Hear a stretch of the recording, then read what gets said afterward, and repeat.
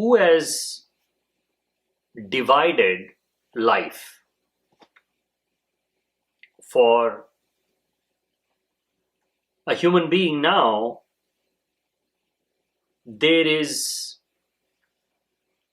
a clear separation between the physical and the spiritual. There is almost an unbridgeable gap between the body and the spirit. The division is absolute. When you're talking about the spirit, you're referring to something that has nothing to do with the body. You never talk about the body as the spirit. Body is always condemned. The processes of the body, the desires of the body, is always denigrated, while the soul, which cannot exist without the body, which is simply an imaginary extension of the body, a soul that no one has seen, a soul no one has touched, except for a feeling, a sensation. Now, how can you be sure that what you're experiencing as the soul is nothing but your own body in a more subtler form? How do you know that there are no subtler sensations of the body that can be mistaken for the mind and the spirit? And yet, we have put body in such an absolute separate category that only those sensations that we can recognize as gross, as something that is pain-inducing, as the sensations of the body. All other sensations, feelings of love, feelings of goodness, compassion, longing for the higher self, none of these are seen as the desire of the body. It is seen as a desire that is coming from somewhere else, somewhere outside. Something far beyond you is drawing you toward it. Now, this dichotomy is the work of the priests.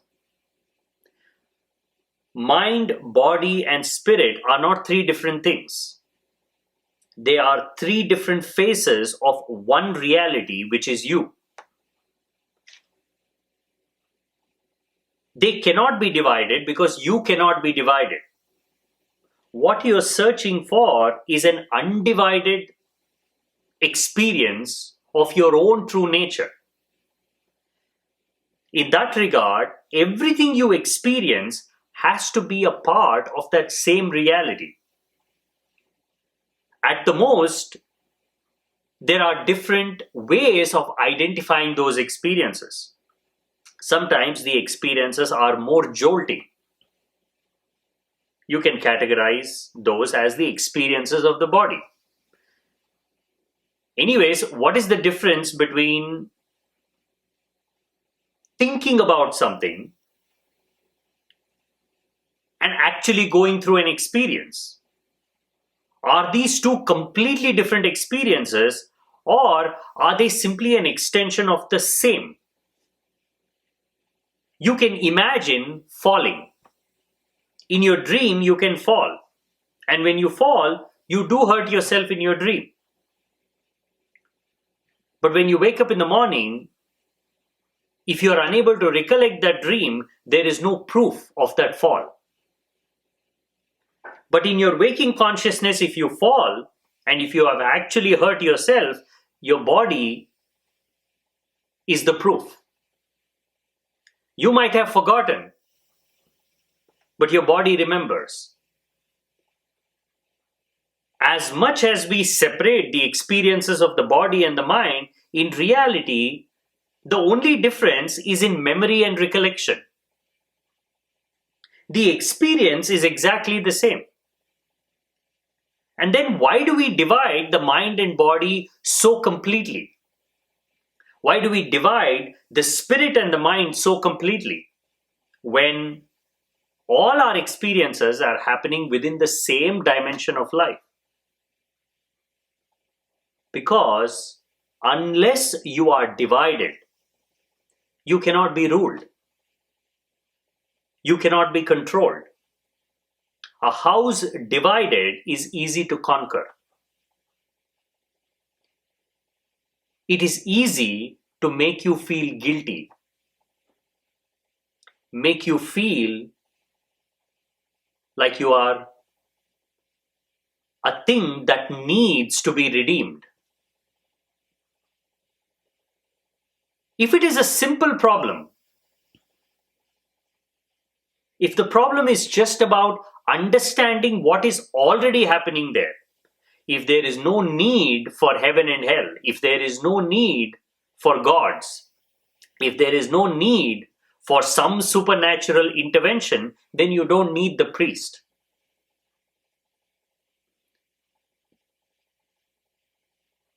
Because it is in the vested interest of the priest to act as the mediator when there is absolutely no necessity for a mediator, when the divide is so little.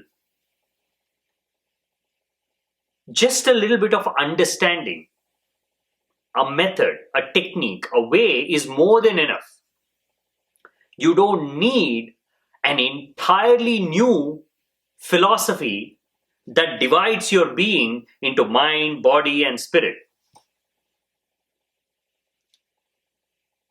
Now, firstly, where does this division come from? It comes from making it easier for you to understand that there is more to discover inside. So when an enlightened being talks about the mind, body, and spirit as three different things, he's only talking about them as a journey that you have to undertake. Body's experiences are a little more grosser, mind's experiences are a little subtle, and the experiences of the spirit are the subtlest, to a point where you will get to that space where you would not even record it as an experience. The experience of your pure nature, the experience of beingness, cannot be experienced like the sensations of a body. In fact, that is the only problem. Because it is so subtle, it does not leave any residue of memory. You go to that space almost every day, at least once you go to that space. But when you come out of it, it leaves no trace.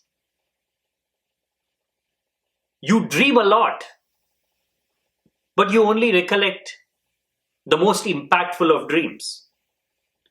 Because rest of it is so subtle, it has not left enough impact for you to recollect. And there's so much happening, there is no need to recollect everything. But with the body, because it's a finite form, memories acquired by the body are easier to observe. Because pain is more easier to record, store, and recollect than pleasure. Pain requires a reason. Pleasure doesn't need any reason. Pleasure is your own nature. Bliss is your own nature. That is why when you experience deep states of pleasure, deep states of bliss, you don't go and ask for their meaning. Where is it coming from? Who is showering these gifts on you? You don't even think about them. But when it comes to pain, suffering, you want to find the source. Now, there is an opportunity to act as the mediator. The more you divide the being, the more you condemn suffering. You make it your business to tell people that suffering is wrong. Suffering is something that has to be completely eliminated. And suffering is such an integral part of life, you have no way of going beyond it. In fact, trying to go beyond all suffering is the greatest of stupidities. Life cannot function without suffering. Now, what kind of suffering are we talking about? Suffering that is pointless, meaningless, suffering for the sake of suffering, is the only suffering that cannot be endured. Suffering for the sake of suffering, suffering that is not willed, suffering that is not chosen consciously, is true suffering. But any suffering that you choose consciously as a part of a discipline, as a part of your growth, as a part of your learning, is suffering that is transformative. In fact, no growth is possible without suffering. When you sit in meditation, the majority of the processes that are happening and trying to understand what's happening, trying to navigate the realms of your mind and body, is actually a part of your suffering. You suffer more in meditation than when you don't. But it is a suffering that you have chosen. It is a suffering that is just a byproduct of discipline. But when you condemn suffering in its entirety and say all forms of suffering can be overcome, then you are introducing guilt.